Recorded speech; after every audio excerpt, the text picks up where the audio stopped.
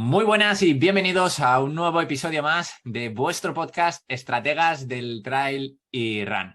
Hoy estamos con otro gran estratega, Pedro, dirigiendo una de las, yo creo que cuentas ahora mismo de Instagram, uno de los equipos dirigidos sobre todo enfocados a entrenamiento, a corredores, a ciclistas, a diferentes perfiles de resistencia que sin lugar a dudas creo que habéis reventado en los últimos años todo lo que es el contenido a través de redes sociales, ayudando a cientos y miles de personas, ¿no? Y hoy creo que va a estar aportando muchísimo, creo no, estoy seguro de ello, va a estar aportando muchísimas cositas relacionadas con el mundo en concreto del running. Así que dirigiendo hoy esta cuenta, digamos, ¿no? Dirigiendo hoy este episodio, vamos a tener a...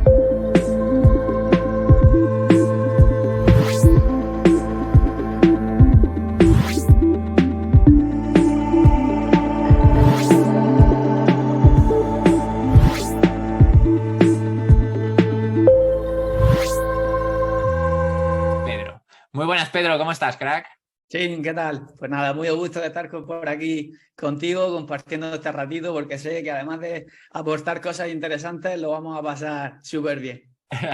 Estoy seguro de ello, macho. Al final son muchos años, ¿no? Que no nos conocíamos, pero que estábamos ahí siguiendo las batallitas y pues Sí, mira, hemos tenido que crear un episodio del podcast para poder desvirtualizarnos y un verdadero placer, tío. La verdad. ¿Qué te totalmente, iba... tío. Al final eso, que nos seguíamos, yo tengo la impresión, hoy estamos hablando aquí por primera vez, que hemos charlado antes un ratito, pero yo tengo la impresión de conocerte de hace tiempo. Sigo el podcast, te escucho, te veo en redes sociales, me sales por ahí y bueno, ya tenía ganas de eso, aunque sea virtual y pronto será de manera presencial, conocernos y pasar este rato, como decía antes. Seguro que sí, macho, seguro que sí. Pedro, para la gente que no tenga la suerte de poder conocerte o conoceros, ¿no? Cuéntales un poquito qué es lo que hacéis y qué es lo que haces. Vale, perfecto. Pues bueno, nosotros somos un grupo, somos Train and Food, donde somos un grupo de entrenadores, nutricionistas, fisioterapeutas encargados del tema de la prevención de lesiones, psicólogos deportivos, que en resumen lo que hacemos es acompañar a deportistas de todos los niveles con un buen plan de entrenamiento individualizado hacia sus objetivos deportivos. Siempre intentamos que sea desde el apartado de buscar ese puntito de rendimiento que a todos nos gusta, pero también desde la seguridad de tener un buen sistema de prevención de lesiones, que te he escuchado también hablar a ti muchísimo de ello, es muy importante el entrenamiento de fuerza ahí.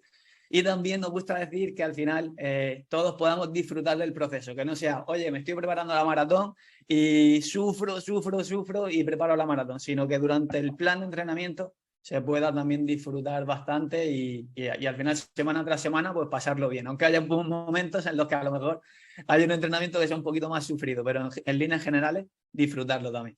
Claro, además yo creo que esa es una de las palabras clave, ¿no? O sea, conseguir disfrutar a lo largo del tiempo, porque yo creo que cualquier persona, yo siempre pongo el mismo ejemplo, ¿no? Cualquier persona que ahora mismo, sin prácticamente entrenar o sin haber corrido nada en su vida, le dijeran, oye, tienes un familiar que está enfermo, ¿esa persona sería capaz de correr un maratón o de caminar un maratón? Porque los tiempos de cortes muchas veces son muy amplios, ¿no? Claro, Sí. O sea, sí que podría por esa adrenalina de poder o sea, saber que es una persona que está en peligro y poder ayudarla, ¿no? Entonces, sin lugar a dudas, la gente puede hacer una carrera de un día para otro, pero la cuestión es que no la van a disfrutar, la cuestión es que no van a pasárselo bien durante todo el proceso y no van a tener todas esas vivencias anteriores, ¿no? claro. Y en los últimos años, yo creo que eso ya está cambiando bastante, ¿no? Muchas veces como que la gente se peleaba de, oye, a que yo no voy a poder hacer esta carrera, se acaba el pecho, ¿no? Pero Claro. yo creo que igual ya desde la pandemia, la gente como que se ha introducido más en el mundo del deporte, ¿no? ¿Cómo lo ves tú, Pedro? Sí, totalmente. Al final, bueno, lo primero que decía, súper de acuerdo. Al final, si no estamos preparados para correr una maratón y lo hacemos simplemente bueno, por esa conversación de, oye, no hay huevos a correr la maratón, pues sí, la corro. Si lo hacemos simplemente por eso, pues llegará el día, sufriremos y cuando lleguemos a meta colgaremos las zapatillas porque diremos, bueno, esto ya no lo paso yo nunca más. No tenemos que buscar eso, sino que tenemos que buscar una relación con la actividad física, en este caso con el running, a largo plazo, donde podamos disfrutar de objetivos intermedios y poquito a poco y pasando etapas o quemando etapas. Eso es lo más importante al final, lo más importante de todo. No sé qué me decías en la segunda parte. Ni idea, tío. Ni Ya me he idea. perdido. Ya. Se me ha ido. Me he centrado en la primera, se me ha ido la segunda. Me encanta, me encanta. Estas son las Saldrá, cosas saldrá, saldrá a lo del largo de la directo. conversación. Sí, sí, aquí no se va a cortar nada, así que Sí, sí, sí. nada, crack. Mira, justamente te quería preguntar una cosa relacionada con eso, ¿no? O sea, Sí. ¿cómo ves lo que es el running en los últimos años y en el futuro?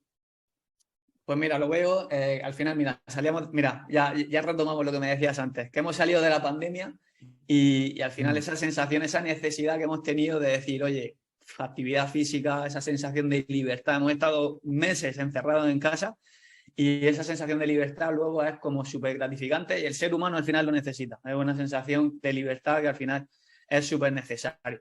Eso enlazado a que ahora estamos aumentando con nuevas tecnologías y al final podemos con el running pues tenerlo todo más organizado en el plan de entrenamiento, va en la dirección, en el camino de que poco a poco conseguiremos que más gente vaya siendo adepta a este deporte, al running.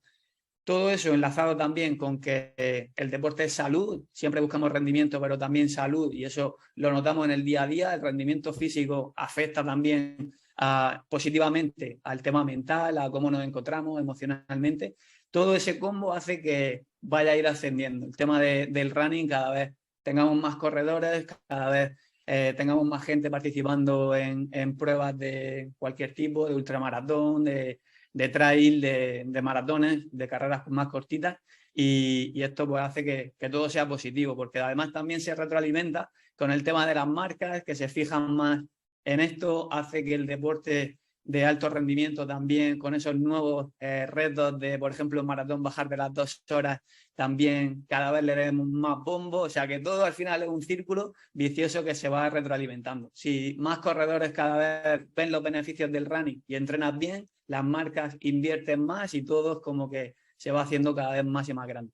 Claro, esa espiral, ¿no? Continua, de que la gente se Total. motiva más, que más sacan zapatillas más chulas, ¿no? La gente... Total. todo al final influye, ¿no? En cada esa... en que lo que es correr, ya sea pues en asfalto, que es el tema que estamos profundizando hoy más, o ya sea en la montaña, pues va en auge. Yo, de hecho, me acuerdo perfectamente en Valencia, donde estuve estudiando la carrera, que al inicio yo saludaba a la gente, Claro. ¿sabes? O sea, iba corriendo y los saludaba porque siempre éramos los mismos, siempre éramos los mismos. Me acuerdo de ir a la Patacona a hacer series y yo los conocía a todos, tío. Sí. Y años más tarde he vuelto a ir. Es un sendero de ciclistas, de corredores, o sea, salvaje. En cualquier sitio hay gente haciendo deporte, hay grupitos de entrenamiento grupal, hay entrenamiento personal, grupos de corredores. Es salvaje, ¿no? Y la verdad que eso está muy, muy, muy, muy, muy, muy, muy, muy bien, la verdad. Pedro, me gustaría preguntarte, en base a tu experiencia, ¿no? ¿Qué crees que es necesario para que una persona diga, me gustaría correr un maratón? Vale, súper buena pregunta, que seguramente también te la han hecho a ti muchas veces. Lo primero que le diría es que, bueno, ¿qué punto de partida tenemos? ¿Vienes de haber sido sedentario y ahora mismo empiezas a correr y ya quieres preparar una maratón? Pues bueno, si ese es el caso, le diría que poco a poco, que vamos a ir quemando etapas y vamos a ir primero cogiendo adherencia con esta actividad, con el running, y poco a poco ir sumando, cogiéndole ese puntito de gusto al final por la actividad para llegar como objetivo final a esa maratón. Otra cosa que le diría es que ¿estás dispuesto a trabajar en tus semanas de entrenamiento la fuerza y la prevención de lesiones? Si la respuesta es sí, claro que sí, vamos hacia adelante con ese objetivo, porque como tú siempre comentas también y es fundamental, el trabajo de fuerza es necesario si queremos preparar una prueba tan exigente como una maratón. Y otra de las cosas que le recomendaría 100% es que prepare con garantías, con un buen plan de entrenamiento adaptado a él, la maratón. Muchas veces encontramos en las redes sociales, oye, plan de entrenamiento para bajar de las 3 horas en maratón.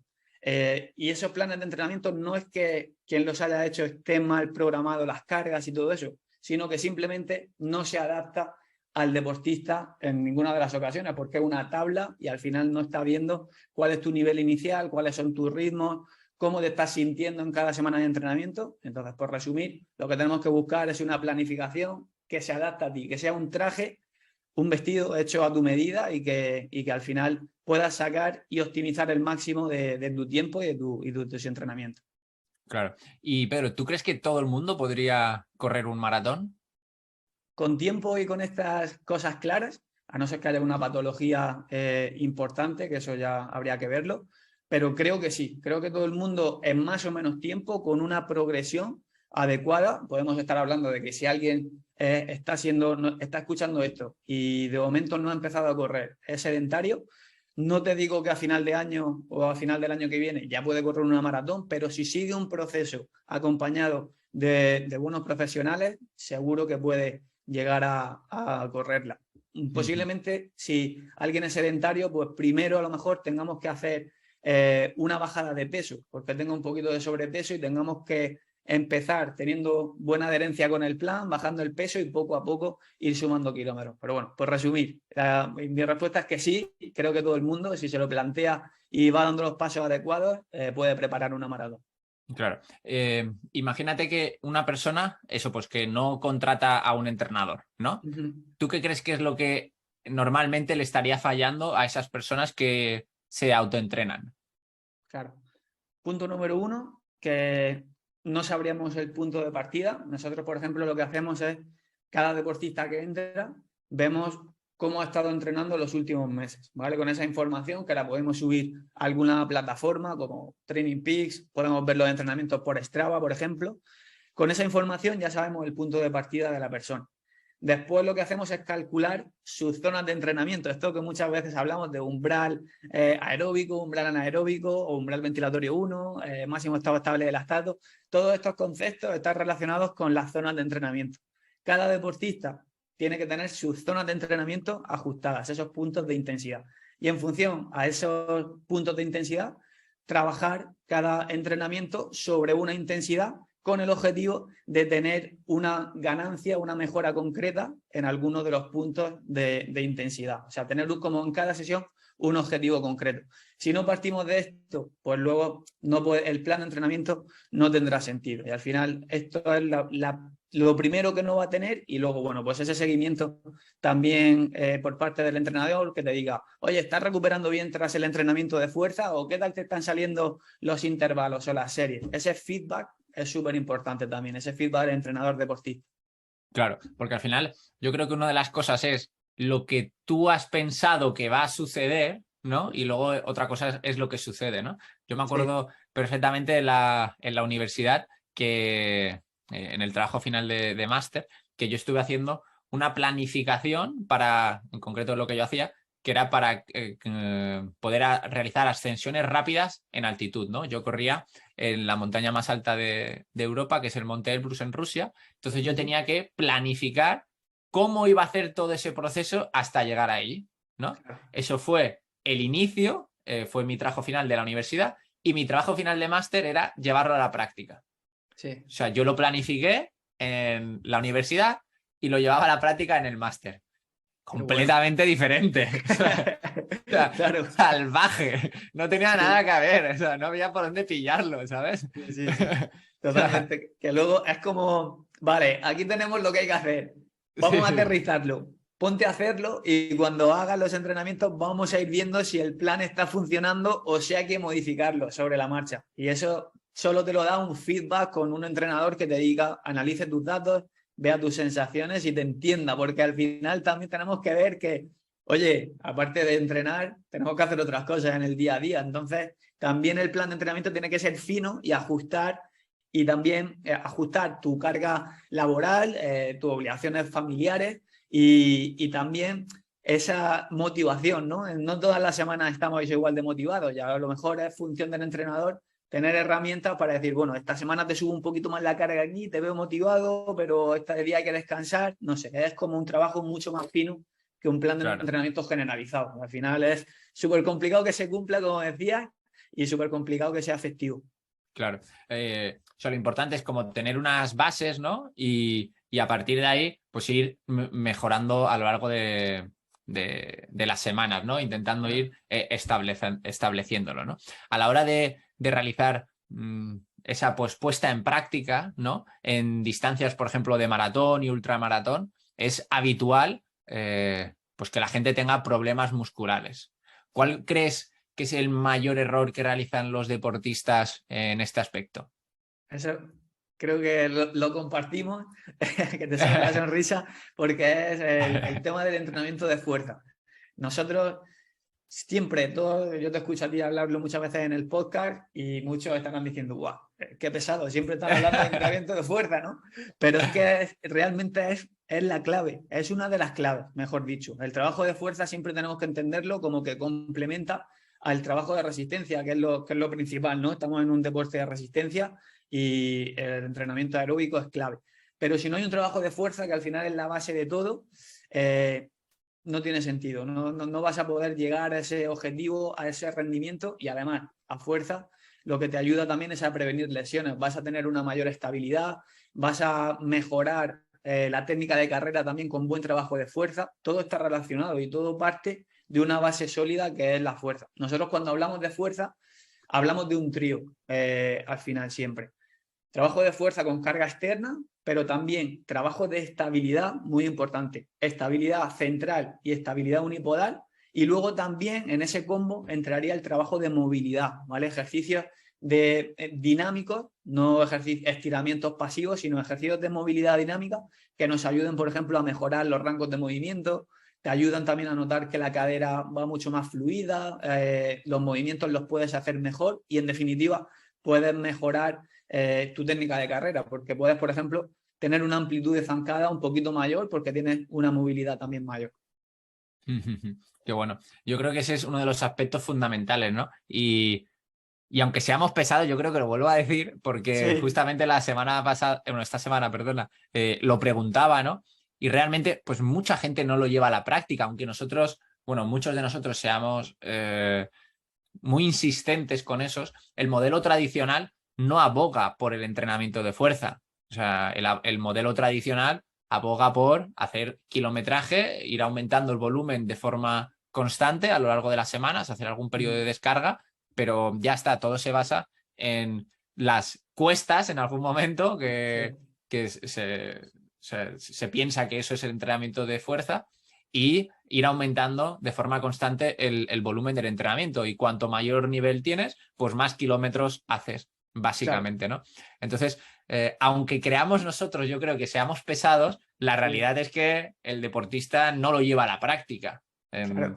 Entonces, claro, creo que debemos seguir siendo pesados en ese aspecto. Y además, Chin, porque no lo decimos nosotros, o sea, no estamos nosotros aquí. Oye, hay que Claro, trabajar no la es una fuerza. opinión. Claro, claro.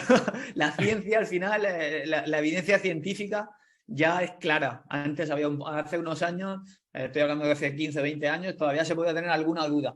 Pero ahora la evidencia científica es clara. Deportistas, he visto fotos que me gustan mucho, que muchas veces nosotros compartimos en Train and Food, que es Kipchoge haciendo entrenamiento de fuerza en el gimnasio. No haciendo circuito de una zancada sin peso, no, haciendo sentadilla con peso. Sentadilla con su barra, con su peso, lógicamente ajustado. No nos vamos a ir a repeticiones al fallo, no nos vamos a ir a cargas súper pesadas, sino vamos a entrenar como un culturista, pero sí que el trabajo de fuerza bien enfocado tiene beneficios brutales en corredores, sobre todo para esas dos vías que siempre tenemos que buscar: rendimiento, pero es que también prevención de lesiones. Y si previenes lesiones y tienes continuidad, el rendimiento va a estar asegurado. O sea que al final siempre estamos en una espiral en la que todo se relaciona. Claro, totalmente, totalmente. Pero me gustaría preguntarte en relación con la mítica distancia que todos probablemente quieran correr en algún momento, que es la maratón, ¿no? En ese tipo de preparación, de forma habitual, ¿utilizáis las tiradas de 30, 35 kilómetros? Vale, pues mira, muy buena pregunta. Yo, de hecho, estoy ahora mismo preparando la maratón de Valencia, que la tengo en una semana. Voy a tener la suerte de estar ahí en la ciudad, que es la ciudad del running aquí en España. Y al final es una pregunta con los corredores que nosotros llevamos que es muy frecuente. Algunas veces nos llegan corredores que ven que en los planes de entrenamiento siempre están como preocupados porque parece que falta volumen, ¿vale? Si se trabaja bien, lógicamente el volumen es muy necesario y no estoy diciendo que haya que hacer volúmenes bajos, estás preparando una maratón, que al final es una prueba exigente y necesitas volumen, pero esas tiradas largas excesivas nosotros no somos partidarios de hacerlas.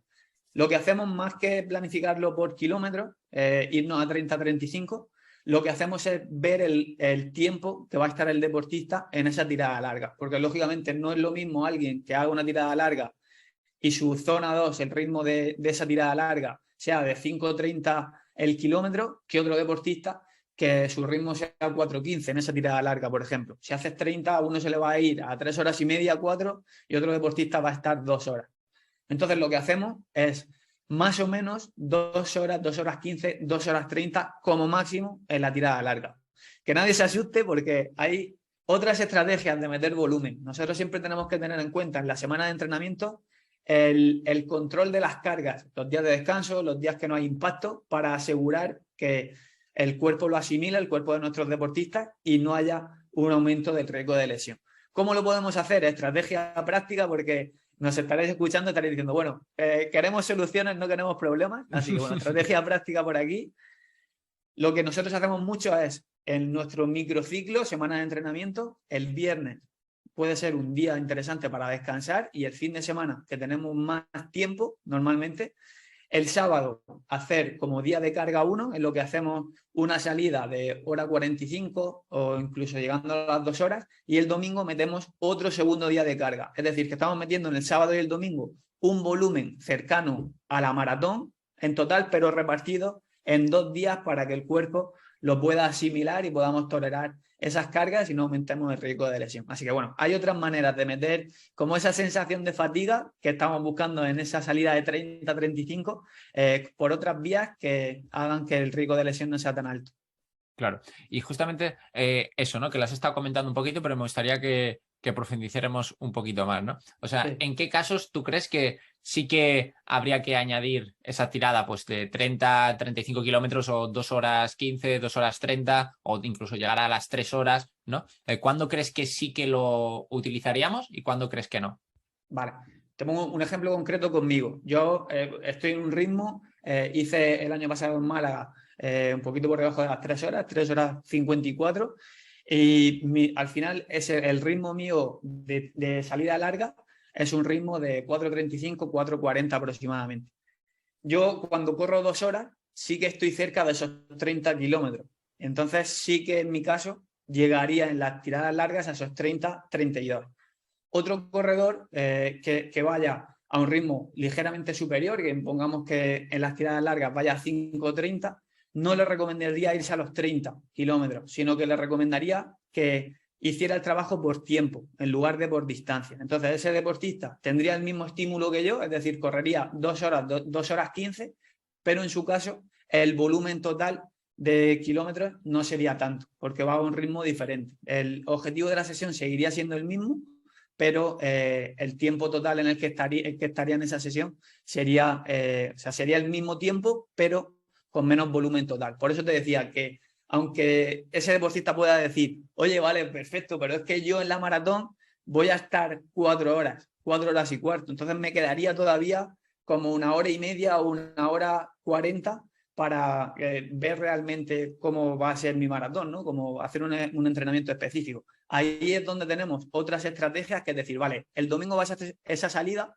pero es que el sábado vas a hacer una salida de 1 hora 40, 1 hora 45, y entonces estamos supliendo un poco esa sensación, porque el domingo ya vas a ir con cierta fatiga, pero no tanto como para poder lesionarte y estar 3 horas y media haciendo una salida larga. Claro, claro, claro, claro. Sí, al final es ver un poquito las diferentes estrategias con cada uno de esos deportistas, ¿no? O sea, Claro. más que decir una receta para todos, sino qué es lo que le podría funcionar más a uno y qué es lo que le podría funcionar más a otro, ¿no? Claro. Realmente, esa parte de realizar, o sea, de forma global, ¿no? ¿Por qué se ha dicho comúnmente realizar esos 30-35 kilómetros a realizar una prueba de maratón? Es por ese muro famoso que siempre se habla, ¿no? O de forma frecuente y todo el mundo le suele temer, que es el muro del kilómetro alrededor del 30, ¿no? ¿Por qué crees que se produce ese famoso muro? Vale, pues aquí volvemos al tema. Muchas veces suele ser por falta de entrenamiento de fuerza bien planificado.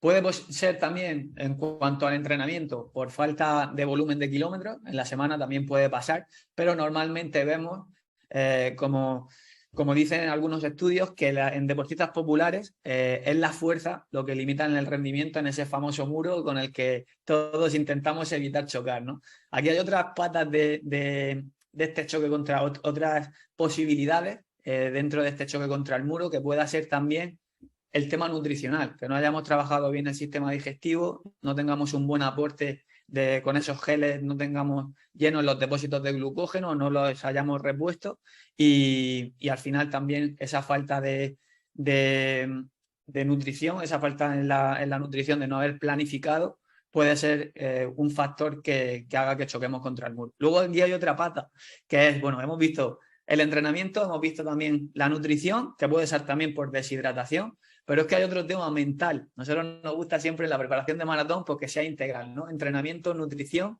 y psicología. Si tú no has preparado mentalmente esos momentos duros que nos vamos a encontrar en la maratón, porque al final es una distancia exigente y no te lanzas mensajes positivos en tus entrenamientos, no te has visualizado en ese momento y tu cabeza te está mandando mensajes de, oye, no voy a poder, las piernas no pueden, al final eso puede ser un factor también que influya en que llegue ese kilómetro 30-32 y acabes chocando con el muro. El tema mental es súper importante también. Claro, que de hecho suele ser una de las cosas que no se tienen muy en cuenta, ¿no? Por eso yo decía al inicio, bueno, al inicio no, un poquito más en medio de, ostras, si realmente una persona, su familia estuviera en peligro, ¿no sería capaz de hacerlo? Sí, sí que sería capaz, ¿no? Probablemente Claro. sí. Yo, de hecho, algo que siempre me acuerdo es ver a mi madre cuando estábamos en la playa con un barco, ¿no? Sí.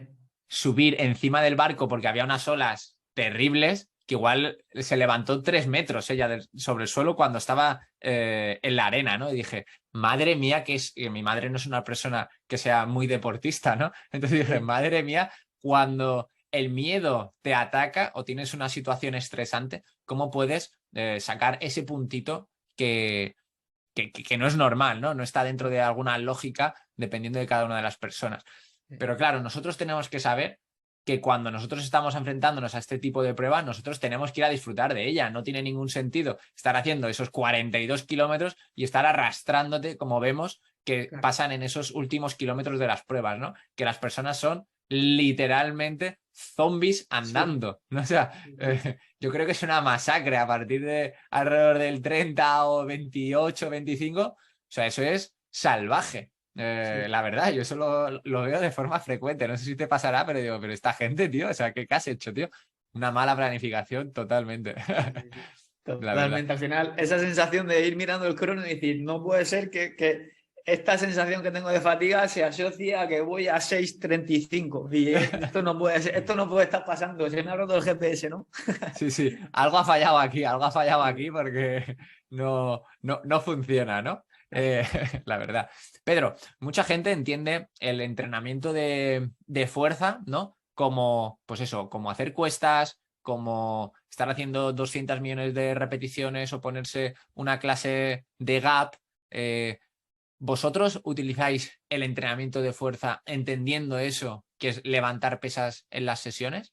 Claro, totalmente. De hecho, sí, mira, es tan importante para nosotros que algunas veces nos ha llegado algún deportista que no quiere entrenar la fuerza. Lógicamente lo que nos gusta es correr y no tiene que ser algo que sea lo que más se hace en la semana de entrenamientos, pero mínimo una sesión a la semana, nosotros sí o sí planificamos a nuestros deportistas. Si alguno de los deportistas que nos ha pasado alguna vez viene y no entrena la fuerza, nosotros no podemos ayudarles con el plan de entrenamiento porque no va a aumentar tanto su rendimiento, pero es que también va a aumentar el riesgo de lesión. O sea que sí o sí, entrenamiento de fuerza con carga externa. Aquí mira, algunas recomendaciones prácticas por ponernos en el barro para que la gente se pueda llevar de aquí. Ejercicios fundamentales. Sentadilla, peso muerto, hip thrust. Luego hay muchos otros como las zancadas y muchos otros, como decía antes, de estabilidad y de movilidad que son recomendables, pero eso sería como el top 3 de ejercicios. Sentadilla, peso muerto, hip thrust. ¿Cómo lo hacemos luego con las cargas?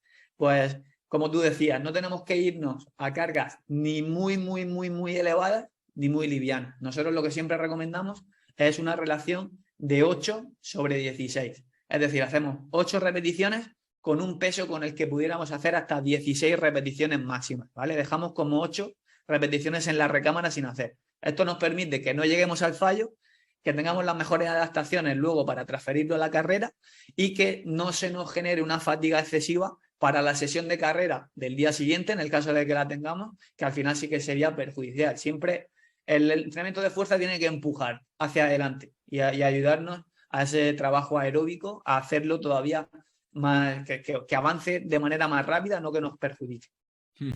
Claro, que al final esa es la parte que otras veces también no se tiene en cuenta, ¿no? Que la gente, por ejemplo, se apunta a clases de CrossFit. Claro. Y claro, el CrossFit entendido de forma tradicional o, por desgracia, en muchas de las ocasiones en los centros, ¿no? El CrossFit se utiliza para ir a muerte, o sea, acabar cada sesión destrozado, sin lugar a dudas, destrozado. Entonces, claro, eso lo que sucede es que sí, estamos entrenando la fuerza, pero claro, el beneficio para aplicarlo en la carrera, que es lo que realmente nos interesa, es nulo, porque si al día siguiente no te puedes ni mover, no puedes ni... O sea, te duele al sentarte a ir a cagar al baño, ¿no? No tiene ningún tipo de sentido, ¿no? O sea, al final tenemos que entender como el entrenamiento de fuerza, ese complemento para poder ayudarnos a correr de forma específica, pero si luego no te mueves, tío... Claro. O sea, al día siguiente dices, es que no puedo meter estos intervalos a este ritmo. O sea, esto tenemos que tenerlo muy en cuenta porque tenemos que trabajar la fuerza como corredores y corredoras. No podemos trabajarla ni como culturistas ni como CrossFit, porque el CrossFit también tiene ahí un componente aeróbico en algunos de los casos. Entonces, al final, estamos trabajando ahí una mezcla que en muchas ocasiones, según siempre en qué momento de la temporada, pero en muchas ocasiones puede perjudicar. Totalmente. Cuando realizamos ese tipo de planificación, por ejemplo, no, con lo que estamos hablando del día de hoy, que es enfoca más al maratón, ¿no? ¿Tienes preferencia por algún tipo de modelo de periodización en el entrenamiento? Sí, pues mira, a mí me gusta mucho, y a todo el equipo dentro de Train and Food, utilizar el modelo polarizado.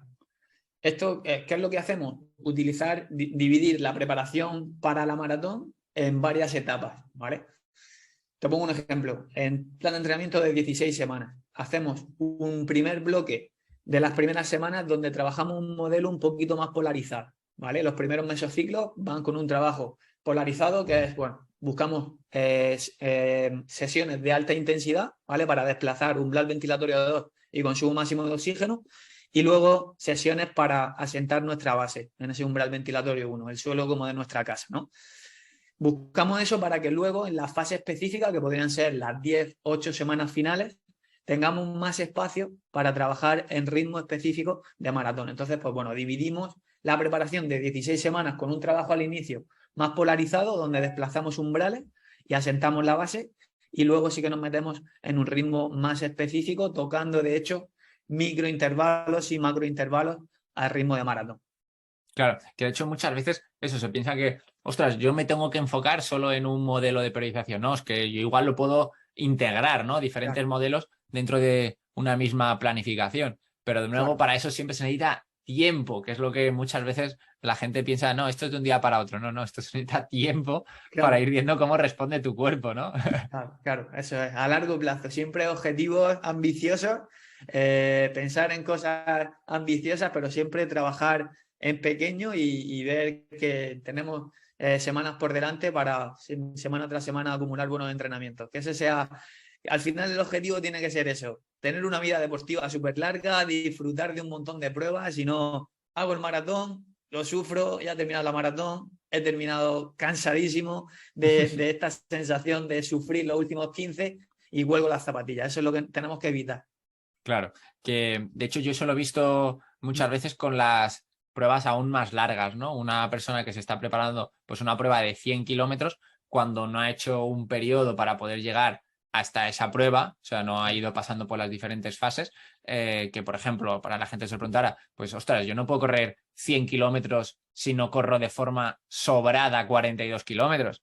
Ostras, el salto es el más del doble, claro, no tiene sentido, ¿no? Entonces sí que he visto esos saltos en gente que quiere ir mucho más rápido por esa motivación Sí. que al final lo sufre en la competición. Esa competición le supone un sacrificio enorme, un daño psicológico enorme, entendiendo daño como que tienes que estar peleando contra ti mismo durante muchísimas horas, que eso para mí pues es un daño, ¿no? O sea, porque sufres mucho.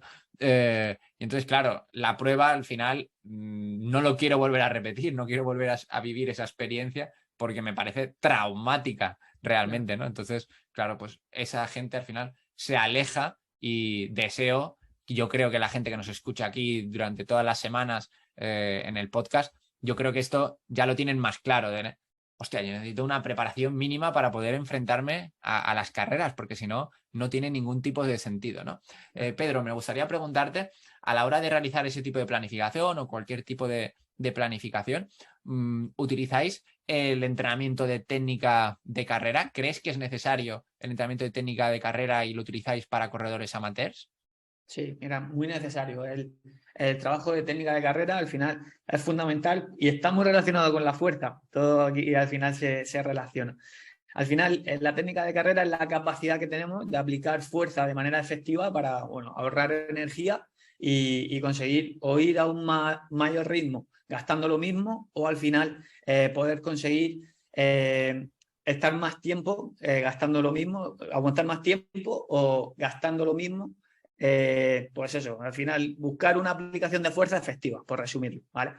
El trabajo de técnica de carrera lo podemos hacer de muchas vías. Podemos buscar ejercicios más analíticos como el skipping ruso o podemos hacerlo con trabajo también de ejercicios como complementarios, ejercicios de gomas que trabajen esa estabilidad unipodal del deportista.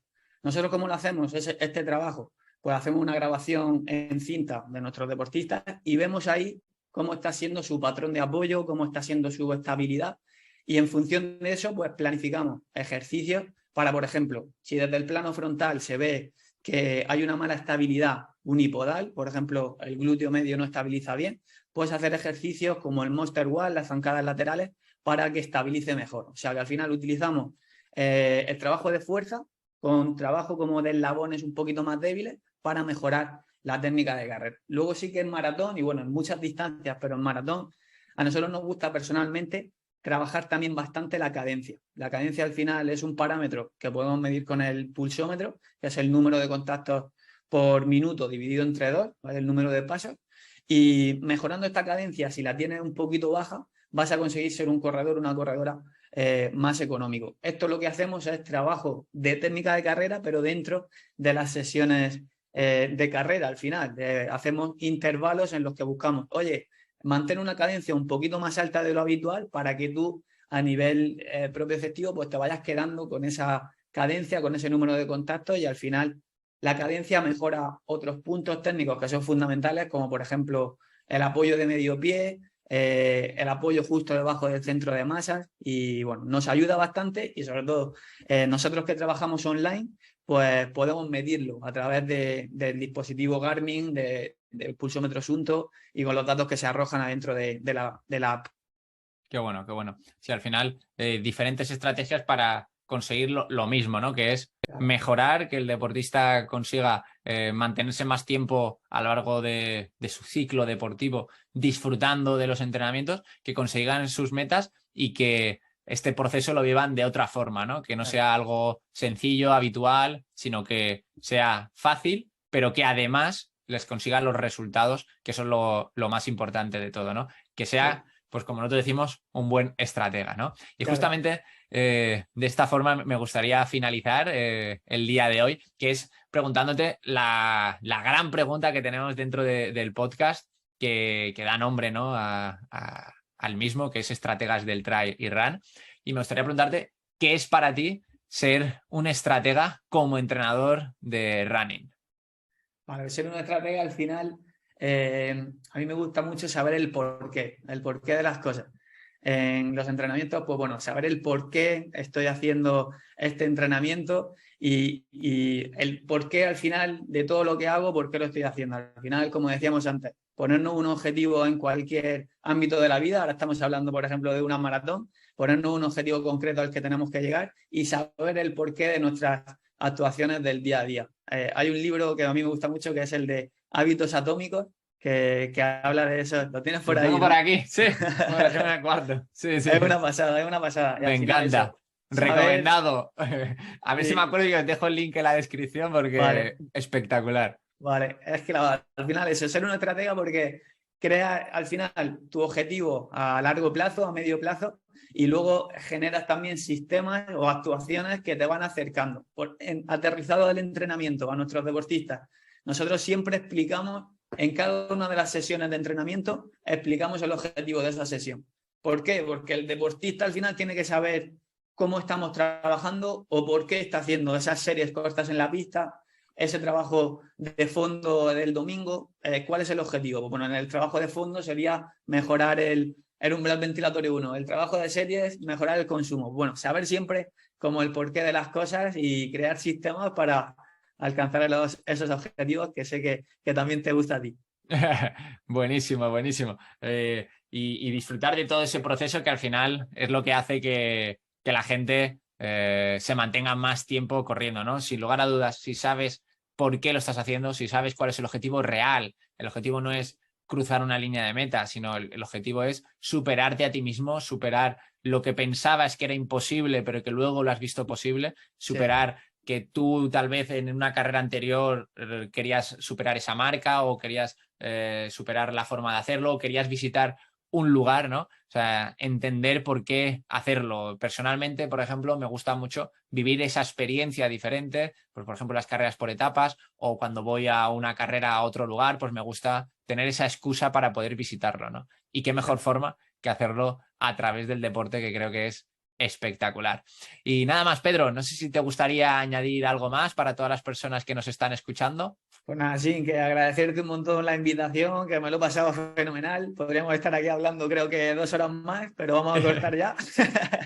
Y nada, a todos los que nos están escuchando, que sobre todo en el centro de todos sus objetivos esté disfrutar, que el deporte es muy, muy bonito, te ayuda a todo, al final la actividad física te ayuda a todo en la vida y que lo hagan desde ese punto sano de disfrutar, no compararnos con nadie, sino ir quemando nuestras etapas, lo que nos vaya apeteciendo y que espero que sobre todo algunas cosas que hemos comentado las puedan aterrizar en su plan de entrenamiento. Seguro que sí, seguro que sí. Muchísimas gracias, Pedro, y nos vemos. Venga, sí, un abrazo.